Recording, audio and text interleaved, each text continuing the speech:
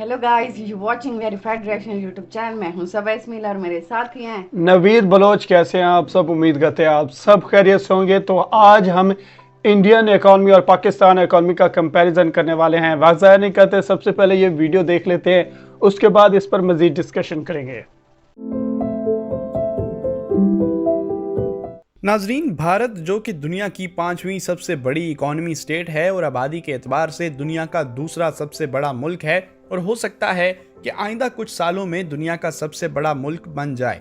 लेकिन इतने बड़े आबादी वाले मुल्क को चलाने के लिए भारत किस हद तक कामयाब रहा है और भारत में ऐसी कौन सी चीज़ है जो पाकिस्तान को भी अपने मुल्क में लाने की शदीद ज़रूरत है, ये सब जानने के लिए हमारी इस वीडियो को आखिर तक ज़रूर देखें। नाजरीन, ये बात तो सब जानते हैं कि पिछले कुछ सालों में भारत की इकोनॉमी तेजी से तरक्की कर रही है और ये भी कहा जा रहा है कि कुछ ही सालों में इंडिया जर्मनी को भी पीछे छोड़ देगा और खुद दुनिया की चौथी सबसे बड़ी इकोनॉमी स्टेट बन जाएगा। वर्ल्ड बैंक की एक रिपोर्ट के मुताबिक 2002 से लेके अब तक भारत के 2 करोड़ लोग गुर्बत से निकल आए हैं। लेकिन भारत के पास ऐसा क्या है जिसकी वजह से भारत इतनी तेजी से तरक्की कर रहा है और क्या भारत अब चाइना की इकोनॉमी को भी पीछे छोड़ने जा रहा है? दोस्तों, इन सब सवालों के बावजूद, इन सब बातों के बरक्स पाकिस्तान में ये हालात आज पहले की निस्बत ज्यादा खराब नजर आते हैं। इस सब की बड़ी वजह पाकिस्तान में सियासतदानों की आपस में रंजिश, हुकूमत की जानिब से लगाए जाने वाले इजाफी टैक्सेस और अवाम में कारोबार को लेकर कम रुझान है। अब जरा एक नजर इस खित्ते की तारीख पर डालते हैं। दोस्तों, हजारों साल तक ये खित्ता पूरी दुनिया में ट्रेड के लिए खासा मकबूल रहा है। यहाँ तक कि 16वीं सदी तक पूरी दुनिया की 25% ट्रेड इसी खित्ते से की जा रही थी।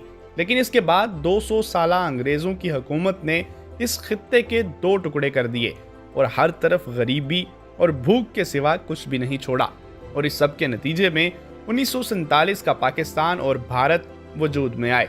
1947 में ये दोनों मुल्क लैक ऑफ रिसोर्सेज, करप्शन और पॉलिटिकल इंस्टेबिलिटी का शिकार थे और ये दोनों ममालिक अपनी मुल्क की मईशत को बेहतर करने के लिए दिन रात काम कर रहे थे। लेकिन यहाँ एक काम ऐसा था जिसमें भारत पाकिस्तान से आगे निकल गया। 1985 से 1991 के दौरान भारत ने अपनी मईशत को एक खास ट्रैक पर लाने के लिए जी तोड़ मेहनत की और इसी दौरान भारत ने बहुत गौर से अपने आसपास के तेजी से तरक्की करने वाले ममालिक को स्टडी करना शुरू कर दिया और इसी गौर व फिक्र की वजह से भारत को एक हमसाया मुल्क चाइना से एक ऐसा आइडिया मिल गया जिसने भारत की मईशत को एक नई जिंदगी बख्श दी।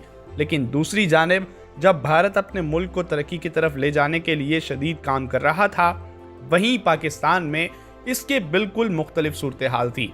पाकिस्तान में 1970 से 1990 का दौर मईशत के हवाले से बहुत ख़राब रहा क्योंकि पाकिस्तान को इस अरसे के दौरान मार्शल लॉ और शदीद पॉलिटिकल इंस्टेबिलिटी के गहरे बादलों में घेर चुका था और कोई भी हुकूमत अपनी मुकर्ररा मुद्दत पूरी नहीं कर पा रही थी और हर 2 से 3 साल बाद हुकूमत तब्दील की जा रही थी।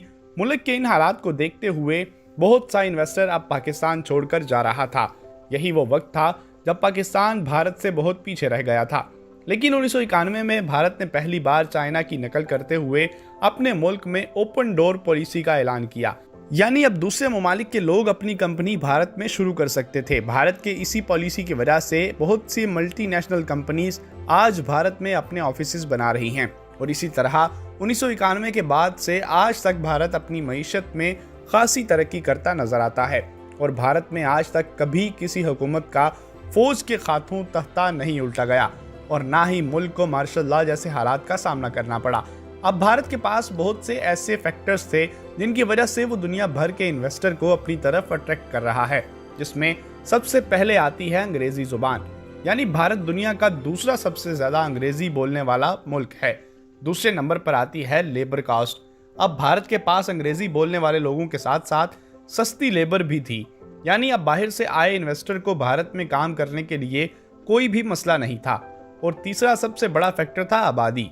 अब भारत की आबादी का 58% हिस्सा 30 साल से कम उम्र है, यानी भारत में काम करने वाली लेबर्स की भी कोई कमी नहीं थी।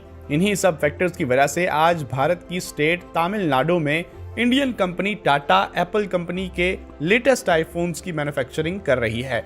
इकोनॉमिक टाइम्स की एक रिपोर्ट के मुताबिक आइंदा कुछ सालों में भारत पूरी दुनिया में सबसे ज्यादा आईफोन्स बनाने वाला मुल्क बनने जा रहा है।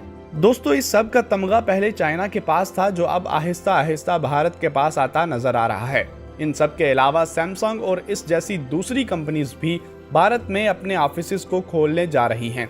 लेकिन नाजरीन, हर मुल्क में खूबियों के साथ साथ कुछ खामियां भी मौजूद होती हैं। आज भी भारत का बहुत बड़ा हिस्सा शदीद गुर्बत में मुब्तला है, जिन पर भारत को काम करने की शदीद ज़रूरत है। बहुत ही बेहतरीन अंदाज में बताया गया कि इंडियन इकॉनमी किस अंदाज के साथ, बेहतरी के साथ किस दौर में आगे निकली और पाकिस्तान की जो इकॉनमी है वो पीछे रह गई। बड़ी ही ये पाकिस्तान के लिए तो ये बड़ी मुश्किल दौर की बातें मैं कर रहा हूँ। यकीन माने पाकिस्तान की जो इकॉनमी है वो कंपेयर नहीं कर सकते। इस बात को मैं आपके साथ शेयर कर दूँ।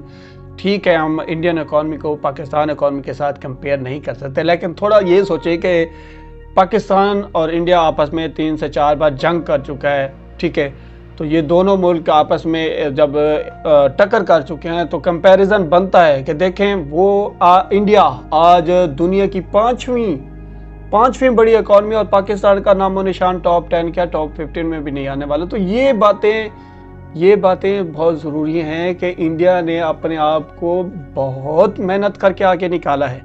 ठीक है, यहाँ पर वीडियो में एक बात की गई कि इंडिया ने शुरू से ही अपने इर्द गिर्द स्टडी स्टार्ट कर दी कि मुल्क कैसे तरक्की करते हैं। पाकिस्तान में तो इस स्टडी का नाम कंसेप्ट ही नहीं है।